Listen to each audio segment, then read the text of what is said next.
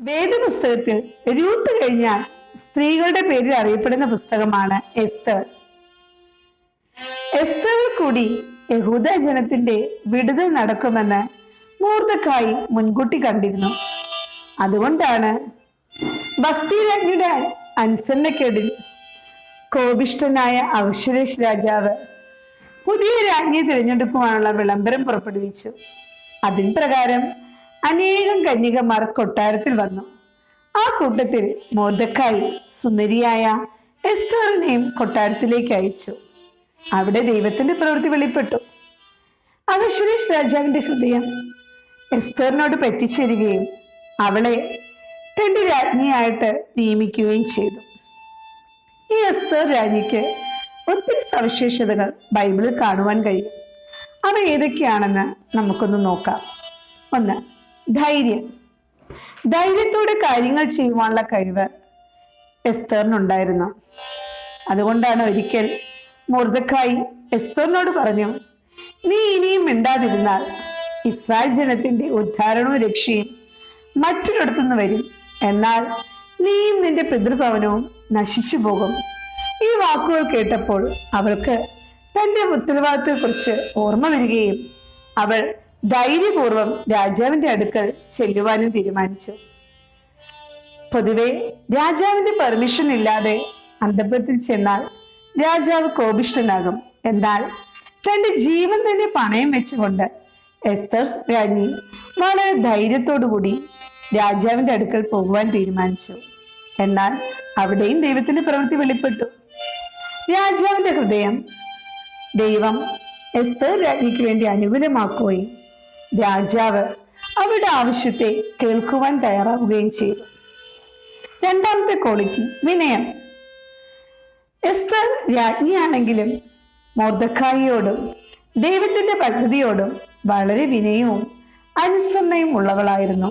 അത് അവളുടെ ജീവിതത്തിൽ വളരെ പ്രകടമായിരുന്നു. മൂന്നാമത്, വിശ്വാസം. ദൈവത്തിൽ അതിയായ വിശ്വാസം, ഉറച്ച വിശ്വാസം എസ്തറിനുണ്ടായിരുന്നു. അത് അവളുടെ പ്രവൃത്തിയിലും ഒക്കെ കാണുവാൻ നമുക്കത് കഴിയുന്നുണ്ട്. അതുകൊണ്ട് തന്നെ അവളുടെ ജീവിതത്തിൽ അവൾ പ്രാർത്ഥനയ്ക്കും ഉപവാസത്തിനും അധികം പ്രാധാന്യം കൊടുത്തു. 4, ജ്ഞാനം.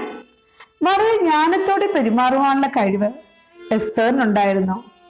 തന്റെ ബുദ്ധി കൊണ്ടും സൗന്ദര്യം കൊണ്ടും രാജാവിന്റെ ഹൃദയത്തെ തന്നിലേക്ക് അടുപ്പിക്കുവാനും കാര്യങ്ങൾ നടത്തുവാനും അവൾ വളരെ ബുദ്ധിയോടെ പ്രവർത്തിച്ചു.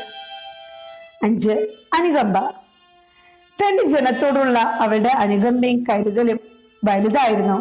അതുകൊണ്ട് തന്നെ തന്റെ ഉത്തരവാദിത്വം അവൾ ഓർക്കുകയും അത് രാജാവിനോട് തന്റെ ആവശ്യങ്ങൾ അറിയിക്കുവാനും എസ്തറിന് കഴിഞ്ഞു.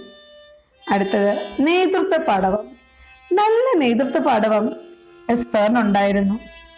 തന്റെ ജനത്തെ ഒന്നിച്ചു നിർത്തുവാനും തന്റെ ലക്ഷ്യത്തിലേക്ക് അവരെ മുന്നോട്ട് കൊണ്ടുപോകുവാനൊക്കെയുള്ള നേതൃത്വ പാടവം അവൾ കാണിക്കുകയും തനിക്ക് കിട്ടിയ അധികാരത്തെ അതിനുവേണ്ടി അവൾ ബുദ്ധിയോടെ ഉപയോഗിക്കുവാനും ശ്രമിച്ചു. അടുത്തത്, ഭക്തി. വളരെ ഭക്തിയുള്ള ഒരു സ്ത്രീയായിരുന്നു എസ്തർ രാജ്ഞി. യഹോഭക്തി ജ്ഞാനത്തിന്റെ ആരംഭം എന്ന് പറയുന്ന പോലെ അവളുടെ ജീവിതത്തിൽ യഹോവയോടുള്ള ഭക്തിക്ക് അവൾ ഒരിക്കലും കുറവ് വരുത്തിയില്ല. പ്രാർത്ഥനയ്ക്ക് പ്രാധാന്യം കൊടുത്തു, ഉപവാസത്തിന് പ്രാധാന്യം കൊടുത്തു. പ്രതികൂലങ്ങളുടെ മധ്യയും അവൾ ഭക്തി മുറുകെ പിടിച്ചുകൊണ്ട് മുന്നേറുവാൻ ശ്രമിച്ചു. ദൈവമക്കളെ, എസ്തറിന്റെ ജീവിതത്തിൽ നിന്നും നമുക്ക് ഈ പാഠങ്ങൾ, ഈ ഗുണങ്ങൾ എന്തൊക്കെയാണ് നൽകുന്നത്? ദൈവത്തിന്റെ പദ്ധതിയിലും സമയത്തിലും വിശ്വസിക്കുക. നല്ലതും ശ്രേഷ്ഠകരവുമായ കാര്യങ്ങൾക്കായിട്ട് പദവികൾ, സ്വാധീനങ്ങൾ ഉപയോഗിക്കുക. ബുദ്ധിയോടെ ദൈവിക പദ്ധതികൾ ആസൂത്രണം ചെയ്യുക.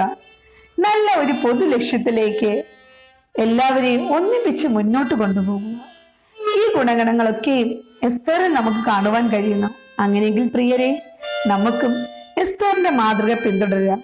അതിനാൽ ദൈവം നമ്മെ സഹായിക്കട്ടെ.